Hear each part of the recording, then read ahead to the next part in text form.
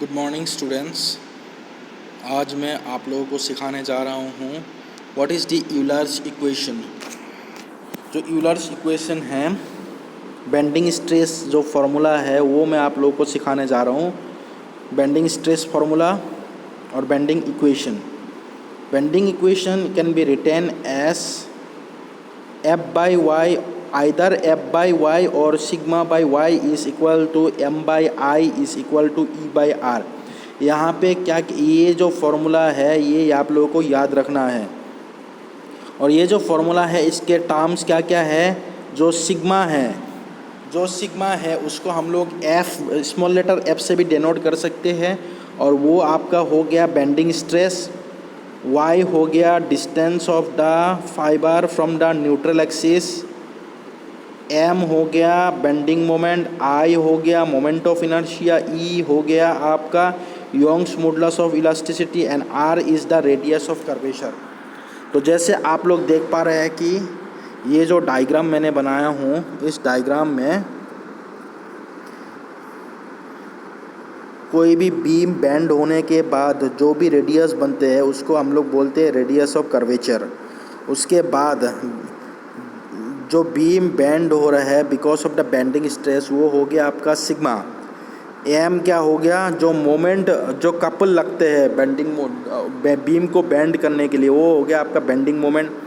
आई हो गया moment of inertia, जो मैंने आपको बताया था मोमेंट ऑफ इनर्शिया के फार्मूलास, बहुत सारा फार्मूलास मैंने आपको ऑलरेडी बता के रखा हूँ मोमेंट ऑफ इनर्शिया के फॉर डिफरेंट सेक्शन। जैसे moment of inertia for rectangular section, square section. Rectangular section के कितने होते हैं, बी एच क्यूब बाई 12। उसके बाद योंग्स मॉडुलस ऑफ इलास्टिसिटी, ये किसके ऊपर डिपेंड होगा, मटेरियल कि कौन सा मटेरियल हम लोग यूज़ कर रहे हैं। तो हर एक मटेरियल के अलग अलग मॉडुलस ऑफ इलास्टिसिटी होते हैं। और आर जैसे आप लोग देख पा रहे हैं रेडियस ऑफ कर्वेचर हो गया। उसके बाद यहाँ से हम लोग जो इक्वेशन बना है उससे हम लोग कोई दो वैल्यूज़ को इक्वेट कर सकते हैं। जैसे sigma by Y is equal to M by Y लिख सकते हैं, या तो M by I equal to E by R लिख सकते हैं, या तो sigma by Y equal to E by R लिख सकते हैं। अब जैसे हम लोगों ने इक्वेट कर दिया sigma by Y equal to M by I, उससे सिग्मा का वैल्यू क्या हो जाएगी, M by I into Y बन जाएगा। So M by I into Y बन गया। उसके बाद what is section modulus. Section modulus is denoted by I by Y. I हो गया आपका moment of inertia and Y हो गया distance of the fibre, extreme fibre from the neutral axis.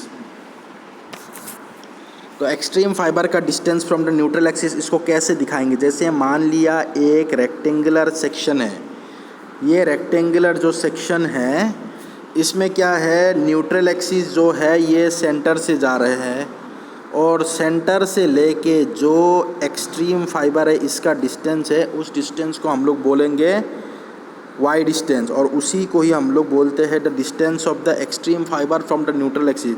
देखिए सेंटर से जा रहा है हम लोगों की न्यूट्रल एक्सिस और दो इसमें एक्सट्रीम फाइबर होते हैं। एक हो गया आपका ये वाला एक्सट्रीम फाइबर और दूसरा एक्सट्रीम फाइबर आप लोगों का ये बन गया। तो दो एक्सट्रीम फाइबर है और दोनों का डिस्टेंस क्या है, सेंटर से y/2, ऊपर भी y/2 नीचे भी y/2। So it will be y/2 और y को हम लोग डिनोट करेंगे y/2 से या h/2 से। So what is the Z? Z is the function of section modulus is the function of the beam cross section only. Z is the other name, section modulus is the other name of the strength of the beam. ये भी आप लोगों को याद रखना है कि अगर दो बीम दिए गया है और दोनों बीम के हम लोग को स्ट्रेंथ निकालनी है कि कौन सा बीम ज़्यादा ताकतवर है या कौन सा बीम ज़्यादा वेट कैरी कर पा रहे हैं, तो कैसे निकालेंगे, दोनों बीम के जो सेक्शन मॉडुलस है that is moment of inertia divided by the distance of the extreme fibre from the neutral axis divide कर देंगे। तो दोनों सेक्शन की जब मैं सेक्शन मॉडुलस निकालूंगा, जिस सेक्शन का भी ज़्यादा सेक्शन मॉडुलस बन पा रहे हैं वही ज़्यादा स्ट्रोंगर है in comparison to the other one. The strength of the beam section mainly depends on the section modulus. The flexural formula can be written as, देखिए मैंने अभी बताया था सिग्मा इज इक्वल, जैसे ये फ्लेक्चरल फॉर्म बेंडिंग इक्वेशन है, इससे क्या आ रहा है M by I is equal to sigma by Y. तो सिग्मा की वैल्यू क्या हो जाएगी M by I into Y.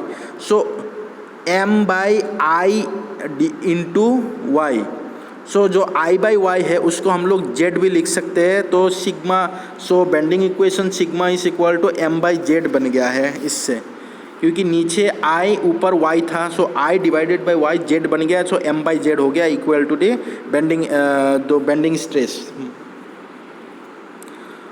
उसके बाद section modulus for the rectangular cross section क्या हो जाएगा, रेक्टेंगुलर क्रॉस सेक्शन के मोमेंट ऑफ इनर्शिया क्या होते हैं बी एच क्यूब बाई 12।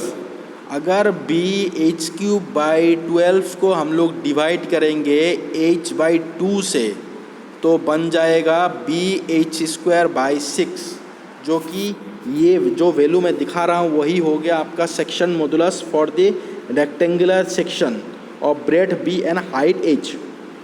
इसको बाद स्क्वायर सेक्शन की क्या बनेगा, स्क्वायर सेक्शन की मोमेंट ऑफ इनर्शिया बनाता A to the power of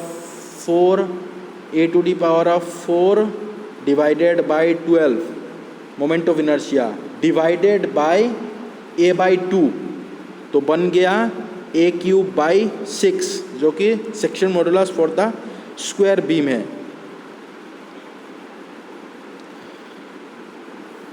उसके बाद what will be the section modulus for the circular section. Circular section का जो मोमेंट ऑफ इनर्शिया है उसकी वैल्यू क्या था, जो सर्कुलर सेक्शन है उसकी मोमेंट ऑफ इनर्शिया था pi into D to D power of 4 by 64। So अगर pi into D to D power of 4 by 64 को हम लोग डिवाइड कर देंगे रेडियस से या डी बाई 2 से, क्योंकि वाई हो गया आपका डी बाई 2, तो वैल्यू हम लोगों के पास आएगा पाई into D cube by 32 value, जो कि मैं दिखा रहा हूँ वही है। उसके बाद फ्लेक्चरल रिजिडिटी, मैंने ऑलरेडी आपको बताया फर्स्ट क्लास में ही कि फ्लेक्चरल रिजिडिटी क्या होते हैं। Flexural rigidity is the product of the Young's modulus of elasticity of the material and the moment of inertia. So E I दोनों को मिला के हम लोग फ्लेक्चरल रिजिडिटी बोलते हैं। ई हो गया modulus of elasticity of the material which is actually the stiffness of the material, कि मटेरियल कितने हार्ड है और मतलब कितना खींचा जा सकता है विदाउट एनी रप्चर।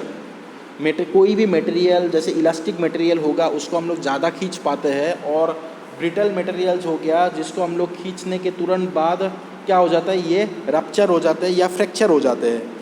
तो जिस मटेरियल का भी योंग्स मॉडुलस ऑफ इलास्टिसिटी ज़्यादा है वो ज़्यादा खींच पाते हैं with in the elastic limit. उसके बाद एक्सियल रिजिडिटी क्या हो गया, एक्सियल रिजिडिटी हो गया Young's modulus of elasticity into the moment of inertia के जगह में एरिया ऑफ द मेंबर को, एरिया ऑफ द मेंबर जब हम लोग मोमेंट ऑफ इनर्शिया मल्टीप्लाई करते हैं उसको फ्लेक्चरल रिजिडिटी बोलते हैं। जब एरिया मल्टीप्लाई करते हैं, area of the cross sectional area को मल्टीप्लाई करते हैं, तब एक्सियल रिजिडिटी बोलते हैं। अब हम लोगों को निकालना है bending stress due to additional axial thrust.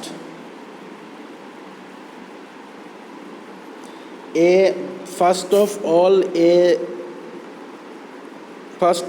a section or a shaft is given which is subjected to the combined bending stress as well as the axial। यहाँ पे जो शाफ्ट है उसमें combination of both the axial thrust जो कि P है और bending thrust और बेंडिंग मोमेंट जो कि M लगे हुए हैं, मतलब यहाँ उसको खींचा भी जा रहा है और घुमा भी रहा हूँ, तो दोनों ही लगे हुए हैं। This situation arises in various mechanical machines और मशीन एलिमेंट्स, मतलब जितने भी मैकेनिकल के मशीन्स वगैरह है उसमें क्या होता है कि खींचा भी जाता है और घूमता रहता है चीज़ों को। जैसे हम लोग का गाड़ी का शेफ्ट होते हैं वो भी घूमते रहता है, साथों साथ उसको एक कोई चीज़ पकड़ कर रखता है, तो उसमें क्या होता है कि एक्सियल थ्रस्ट भी लगता है और बेंडिंग भी और घूमता भी है, मोमेंट भी लगते हैं। तो वही है। उसके बाद what will be the bending stress. अगर बेंडिंग स्ट्रेस निकालने दिया जाए तो मैंने पहले ही अभी आप लोगों को बताया कि बेंडिंग स्ट्रेस की बेंडिंग इक्वेशन है, उससे हम लोग लिखते हैं कि m by I is equal to sigma by Y. तो सिग्मा का वैल्यू क्या हो गया, m by I into y, या सीधा सा उसको लिख सकते हैं m बाई जेड। बट ये जो हम लोगों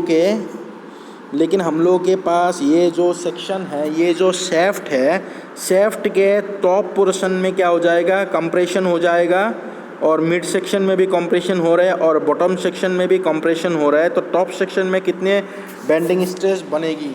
ये जो 3 फार्मूला है शेफ्ट में, ये शेफ्ट में हालांकि जो शेफ्ट के न्यूमेरिकल्स होते हैं उसमें यूज़ होते हैं, और ये फार्मूलास आप लोगों को याद रखना है कि जो बेंडिंग स्ट्रेस के फार्मूलास है शेफ्ट में क्या क्या वैल्यूज़ है। सेंटर में भी, टॉप में भी और बॉटम में भी, तीनों जगह ही हम लोगों का जो बेंडिंग स्ट्रेस है वो कंप्रेसिव है। टॉप में पॉजिटिव है, मिड पॉइंट में बेंडिंग स्ट्रेस अप्लाई नहीं करते हैं, और बॉटम में निगेटिव बेंडिंग स्ट्रेस अप्लाई हो रहा है। सो टॉप में क्या हो रहा है, सो टॉप पोर्शन में एक्सियल थ्रस्ट के कारण कितने स्ट्रेस लग रहा है, एक्सियल थ्रस्ट के कारण स्ट्रेस लग रहा है, stress is equal to load by area. So axial thrust by area plus moment के कारण स्ट्रेस कितना हो गया, m by I into y. Mid point में सिर्फ एक्सियल थ्रस्ट लग रहा है तो इसीलिए लोड बाय एरिया और p बाई एरिया कर दिया, और बॉटम पॉइंट में load by area minus of m by I into y compressive value लग रहे हैं। उसके बाद मैं आप लोगों को पढ़ाऊंगा next topic shear stress in beam. जो बीम्स होते हैं, बीम के वेरियस क्रॉस सेक्शंस होते हैं, और डिफरेंट क्रॉस सेक्शंस में डिफरेंट शियर स्ट्रेसेस निकलता है। जैसे शियर स्ट्रेस की फॉर्मूला है v into Q divided by I into b. Here I is known as the moment of inertia, B is known as the width of the beam cross section, Q हो गया आपका static moment, and V हो गया आपका shear force. Shear force is equal to the differentiation of moment with respect to the x। अब variation of shear stress, अब ये मैं आप लोगों को बताऊंगा कि शियर स्ट्रेस कैसे वेरी होते हैं। देखिए, शियर स्ट्रेस वेरी करने के लिए पहले तो हम लोगों ने रेक्टेंगुलर सेक्शन को मान लिया। जब हम लोगों ने रेक्टेंगुलर सेक्शन मान लिया, रेक्टेंगुलर सेक्शन में जो शियर स्ट्रेस वेरी होते हैं वो at the extreme fibre, that is दो एक्सट्रीम फाइबर है, वहाँ पे शियर स्ट्रेस की वैल्यू 0 है, लेकिन centre of the rectangular section में शियर स्ट्रेस की वैल्यू मैक्सिमम है, और मैक्सिमम वैल्यू क्या होगा 3v/2a। Shear stress maximum is equal to 3v/2a। v हो गया आपका शियर फोर्स एंड a हो गया आपका area of the cross sectional area, और जो मैक्सिमम है वो 1.5 times of the shear stress mean value से है।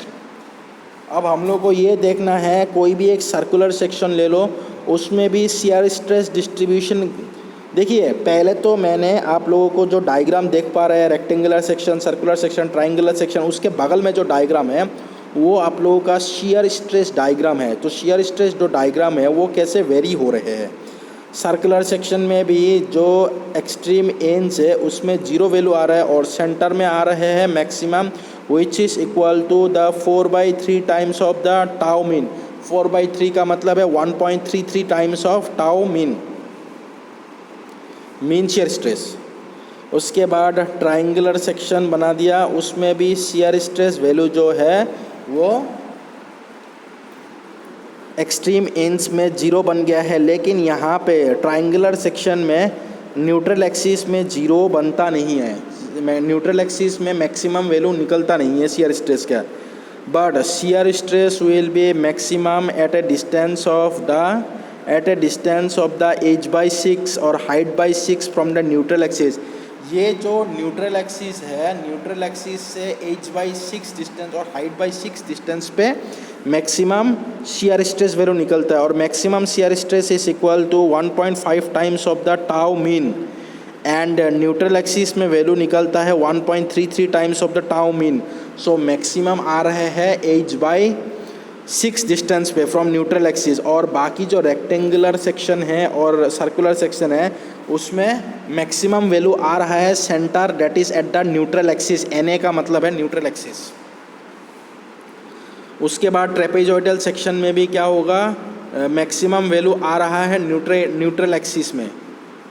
उसके बाद मैं आप लोगों को दिखाया हूँ बहुत सारा जो शियर फोर्स के डायग्राम है, जो शियर स्ट्रेसेस के डायग्राम है, वो डायग्राम मैंने आपको दिखाए हो। जैसे मान लीजिए एक आई सेक्शन ले लिया, एक आई सेक्शन में जैसे यहाँ पे शियर स्ट्रेस वेरिएशन पैराबोलिक होते हैं, तो आई सेक्शन ले लिया, तो आई सेक्शन में हम लोग की शियर स्ट्रेस वेरिएशन कैसे होगा। आई सेक्शन में शियर स्ट्रेस वेरिएशन होगा कि जैसे मैंने आप लोगों को दिखा के रखा हूँ कि आई सेक्शन का कैसे हो ना, जैसे आई सेक्शन का कैसे हो, मतलब जो टी सेक्शन का कैसे होते हैं, होलो सेक्शन का कैसे होते हैं, टी सेक्शन का कैसे होते हैं, एल सेक्शन का कैसे होते हैं, एंड क्रॉस सेक्शन का कैसे होते हैं। अलग अलग सेक्शंस के लिए जो जितने भी अलग अलग सेक्शंस है, अलग अलग सेक्शंस के लिए अलग अलग सेक्शंस के अलग अलग वैल्यूज़ बनते हैं। तो फाइनली आप लोगों को ये जितने भी शियर स्ट्रेसेस डायग्राम है ये याद रखना है।